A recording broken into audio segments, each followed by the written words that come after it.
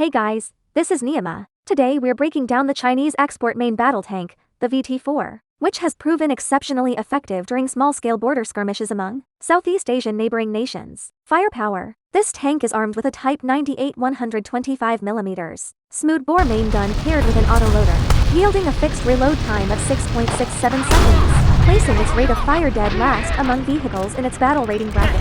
It carries a total ammunition load of 38 rounds, with 22 stowed in ready racks for immediate use. This gun is identical to the weapon fitted on the CETS-99 A3 and Al-Khalid tanks. It boasts excellent penetration and impressive post-penetration damage. A well-placed shot into an enemy's weak point will almost always knock out the target in a single hit.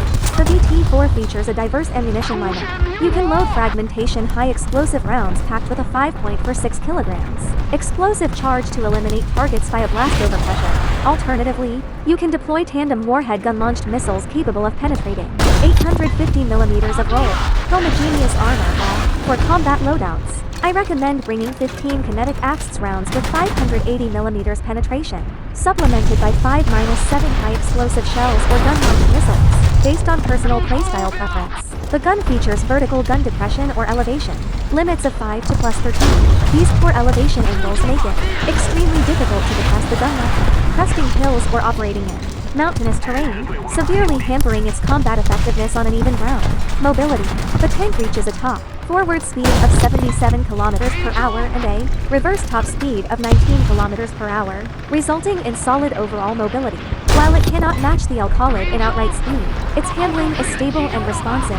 It turns sharply with no unwanted side slip, delivering a very comfortable driving experience. With a fully qualified crew, turret traverse speed hits 54 degrees per second, offering ample rotational performance to counter flanking ambushes. However, its slopped rear hull design creates a critical flaw. The vehicle struggles to quickly engage enemies attacking from directly behind. Armor protection. The front hull and turret are heavily covered in air tube, explosive reactive armor, barring to vulnerable zones the driver's viewport, and the gun breach it can block most standard AXS rounds at its battle rating, though it offers minimal defensive capability against tandem charge ordnance. Turret frontal armor is sufficiently thick, yet roof protection is drastically thin, leaving the tank highly vulnerable to top attack. Munitions that can disable the vehicle through blast overpressure. The VT-4 has a tall hull, resulting in an expansive lower front glacis hull cheek weak point. Although this weak plate is smaller than that of the Al-Khalid, it is still larger than the one on the CETS-99 A3. You must keep this lower glacis concealed behind cover for the entirety of any engagement. A long-standing flaw seen across Chinese armored vehicles persists on the VT-4. Thin, negligible side armor, plus external fuel tanks mounted along both hull flanks. If an AXS shell punches through the lower front plate, a centered hit will detonate internal ammo racks and trigger a catastrophic ammo fire.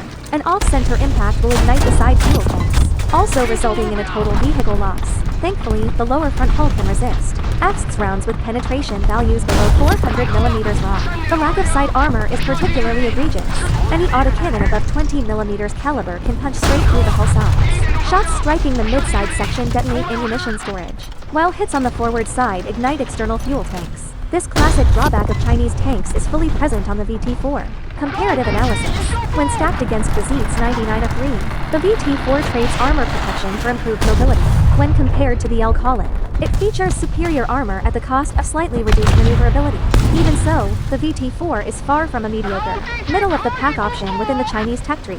Its 67-second reload outperforms every other Chinese MBT currently available, cementing it as the most viable frontline Chinese tank at present. Combat tactics. Do not use the VT-4 to brawl head-on. Like the T-80 or Terminator series vehicles, prioritize hiding your lower hull and chassis behind cover, or utilize its decent reverse speed to execute peekaboo shooting tactics. Make quick, fleeting exposures. Never leave your hull exposed to enemy fire for extended periods. Avoid prolonged close quarters fights on mountainous or sloped terrain, and refrain from prolonged stationary firing from behind cover. The gun breech and viewport have no supplementary armor. Penetration of either component results in an immediate knockout, combined with its fragile roof susceptible to top-down strikes. Constant mobile combat is required to fully unlock the VT-4's combat potential. Overall verdict. Within its current Tier 13 battle bracket, the VT-4 is not a top-tier powerhouse. It lacks game-leading advantages in firepower, mobility, or armor, and its reload speed ranks near the bottom of its peers. Its overall performance lands firmly in the average category, while unremarkable when measured against same-tier competitors. It remains the most well-rounded name. battle tank in China's vehicle roster right now. It is strongly recommended for players maining the Chinese tech tree. However, it is a poor pick for new players, or pilots who prefer frontline armor hold and close quarters brawling playstyles. This is only my personal take as Miyama, a small new War Thunder content creator. I welcome feedback and corrections from veteran players. Thank you sincerely for all your support.